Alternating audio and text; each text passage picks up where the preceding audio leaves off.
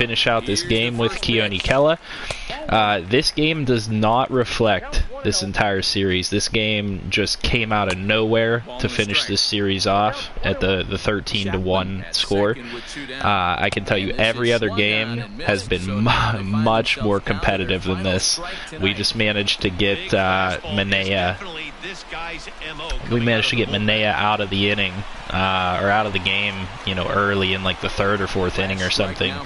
Basically on the back of Andrew McCutchen.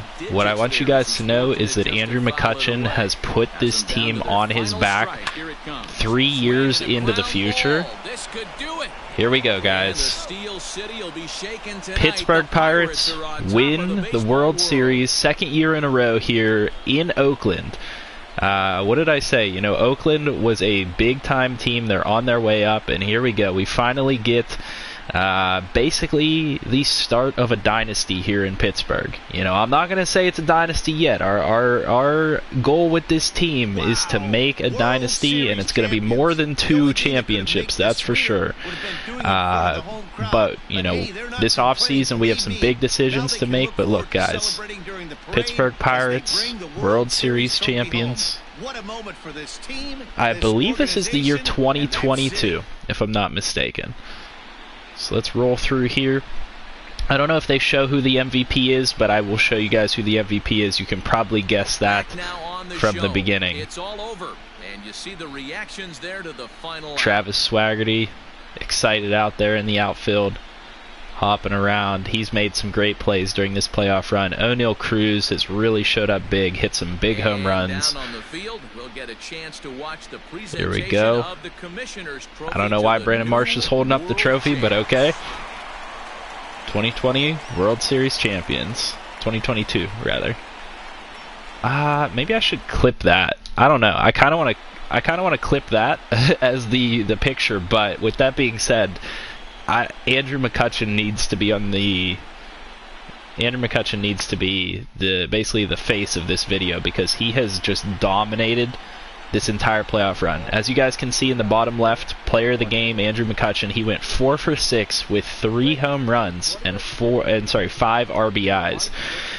Let's go ahead and back out, and I'll show you guys. He should have won World Series MVP or Playoffs MVP, whatever they call the award.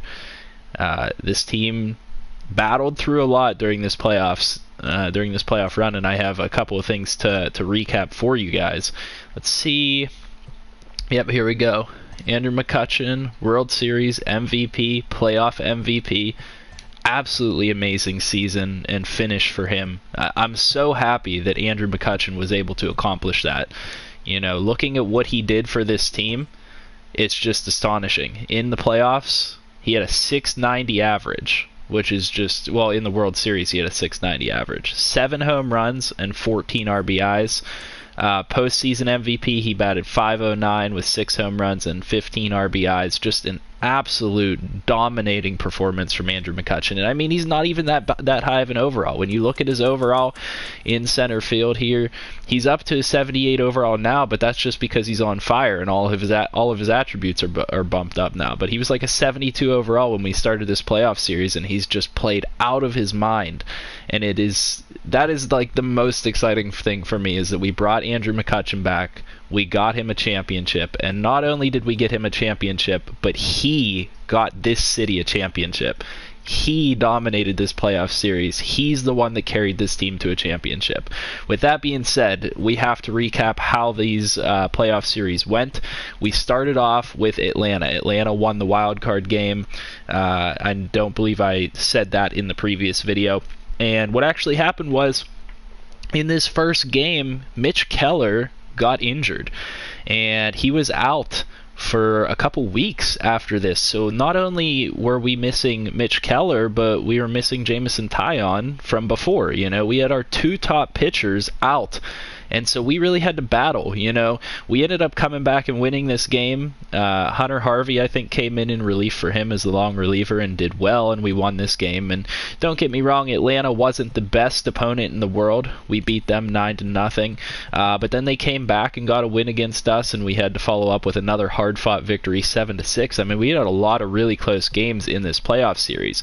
And I was thinking, Mitch Keller would probably be back in time to play for the Dodgers series, but because of the fact that you can't edit your roster during the middle of a series, he wasn't able to come back. So he came back like right before this second game, I think, and we couldn't add him to the roster. Like, he gets sent down to AAA if you put him on the injured list, and then you have to call them back up whenever you're ready to go, but you can't call them back up until the series is over. So this series, our arch nemesis in the playoffs now, the Dodgers, because we face them every single year, and this is make or break. When we face the Dodgers, they go on to win the World Series, or we go on to win the World Series. That's how it's been.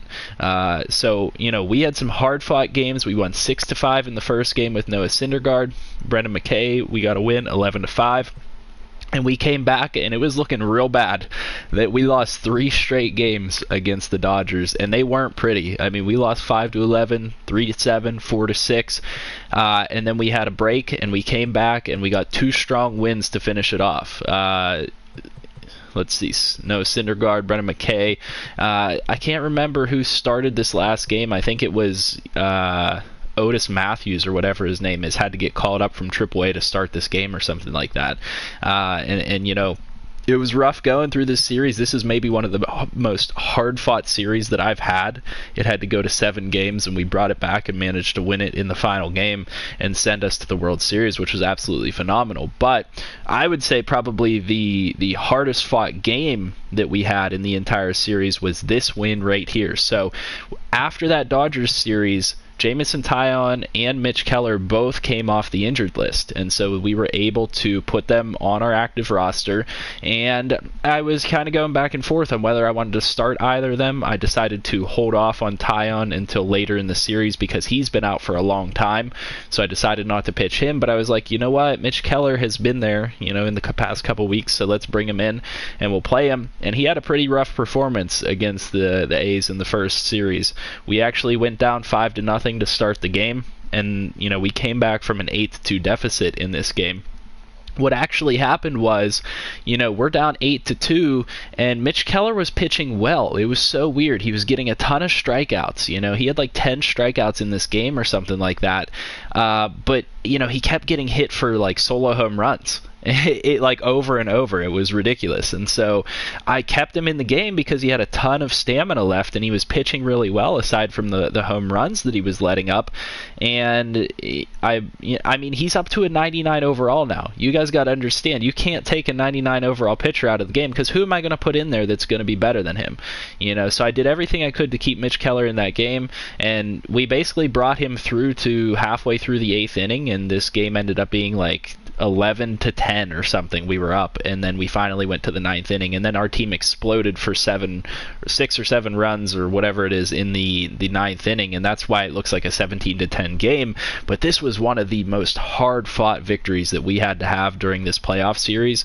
We went on to get another hard-fought victory, 3-2 in the next game. We got blanked at home in our first home game against Oakland in the World Series, and then we lost 3-7 in our second home game. So I was like, you know what, are we going to go on another 3-game slide like we did against the Dodgers? Fortunately, we did not. We came back and had a really close victory, 9-8. And in that final game, like I said, Andrew McCutchen just said, I'm bringing this home for the city of Pittsburgh.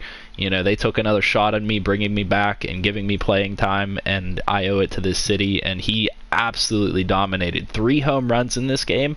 I mean, there's not much more I can say about it. And we came away with a 13-1 win. That definitely does not reflect how this series went. I mean, this is one of the most hard-fought series, along with the Dodgers. And I could see Oakland being right back there in the World Series again next year against us. So I'm really excited about the way this turned out. This was a really fun World Series. With that being said, let's go ahead and recap, I guess, how everybody performed, and kind of look at maybe some of the things for the future here. So a lot of players have gone up in overall. Keone Kela, because he's been basically the best reliever for 3 years straight, is up to a 99. I don't know if he's going to drop back down, if this is confidence or something like that, because he was at like an 89 for most of the season. We'll see what happens with that. Mitch Keller is pretty solidly at a 99. He is established as the best pitcher in the league right now, 2 years in a row winning the Cy Young. You can't argue that he's not the best pitcher in this franchise, so he is a 99.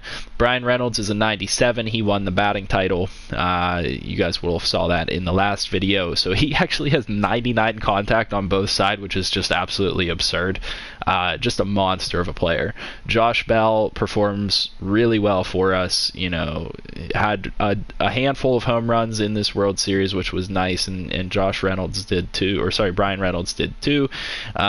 What I'll say is, one of the players that, I guess I should look at this screen, one of the players that didn't perform very well for us and kind of continues to make up my mind for me is Kevin Newman. Kevin Newman has not played as well as I would like him to, I don't think.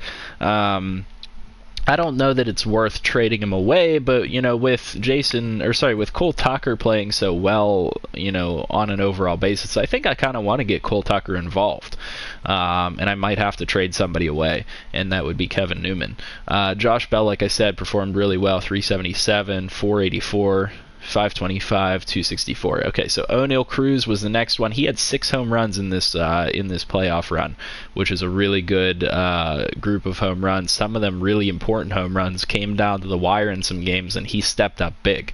I mean, he's become a clutch player for us, which is really nice. But the ultimate clutch player, obviously, Andrew McCutchen. J.J. Bleday actually stepped it up really nicely in this series, and he made a ton of plays on offense and defense. He didn't do anything flashy in terms of hitting bombs or anything like that, but he was always getting on base. He even had a couple stolen bases, if I'm not mistaken. But defensively speaking, I mean, he was like our anchor on defense. I mean, anytime the ball went his way, he was throwing people out, or they just didn't want to run on him. Like, he was able to hold people, at less bases than they might have been able to get, because of the fact that his arm is just phenomenal at this point, and he's been able to hold people. Travis Swaggerty played decently well. Not too much to say one way or the other. Ke'Bryan Hayes played decent. 269 average, can't complain, but really good defensively. He really held it down at third base for us. And then Sean Murphy played really well as a catcher. I can't remember if he threw out anybody or not. I think he had one throw out, or put out, or I don't know what you call it at second base. Correct me in the comment section, guys, because I'm not that familiar with baseball. But 224 average, not the greatest, but continues to do what we want him to do. And then I guess I should go to my bench. These guys didn't get a ton of at-bats. Brandon Marsh got quite a few with a 412 average and a home run. Dalton Varsho had a couple at-bats and just had a 500 average. Jason Martin didn't get any at-bats. Cole Tucker did get 5 at-bats, and he only averaged 200, but like the one at-bat that I brought him in that I really needed him to get, do something, he got a home run, and he like knocked it into the river in PNC Park. So I like what I see out of Cole Tucker, and I really want to try and get him up and get him some playing time. Pitching-wise, this was, the complicated thing for us. Eliezer Hernandez did decently well. I mean, 675 average really isn't that good, but I mean, he held it down. All of these playoff series were high-scoring series. I mean, we were playing against the best teams in the league. Obviously, we have the DH on, so we're going to get a lot of runs. And, Eliezer Hernandez did a decent job of holding it down. Mitch Keller with a 5.68 ERA. Did a good job in his second game, that final game, which was 13-1. But in his first game, he struggled. Noah Syndergaard, I have to say, is performed the best out of anybody with a 161 average, and I knew that when he was on the mound, he was going to get the win. Absolutely dominant for us.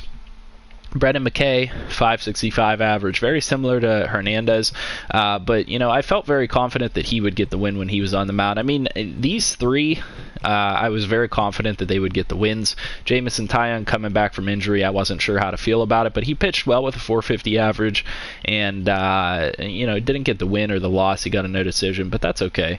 And Eliezer Hernandez got a couple no decisions as well. Braxton Ashcraft actually ended up here as the long reliever. It was weird how things happened when Taillon came back. I guess Hunter Harvey automatically got sent down.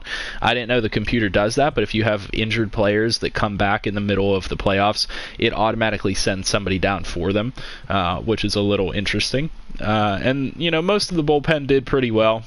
Peter Fairbanks struggled, I think, whenever he actually had the opportunity, but he only pitched, in 1 or 2 games. I think the standouts were probably Keone Kela. I mean, obviously he didn't let up a run. And then Archie Bradley kind of, I don't want to say he shit the bed, but he didn't do the greatest in the world.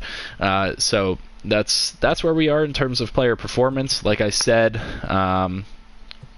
we had some really good performances. Really excited about how Andrew McCutchen turned out for us.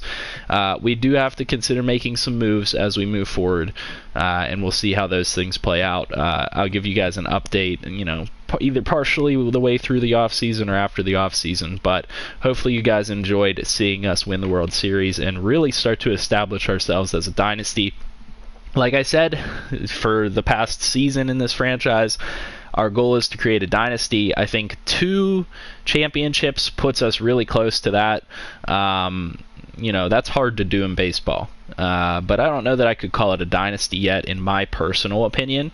We got to at least, continue to prove that we can get back to the playoffs and do playoff pushes. And within the next 2 seasons, we need to at least capture 1 more championship for it to really be considered a dynasty, in my opinion. So I'm looking forward to it. I hope you guys are looking forward to it. We are definitely going to find a way to keep Andrew McCutchen around. I mean, there's no doubt about it at this point. We have to keep him around with how he performed and carried this team to a championship. So hopefully you guys enjoyed, like I said, and leave a like on the video, comment down below, and subscribe to the channel if you're new. I'll see you guys in the next video, and I hope you guys have a great night.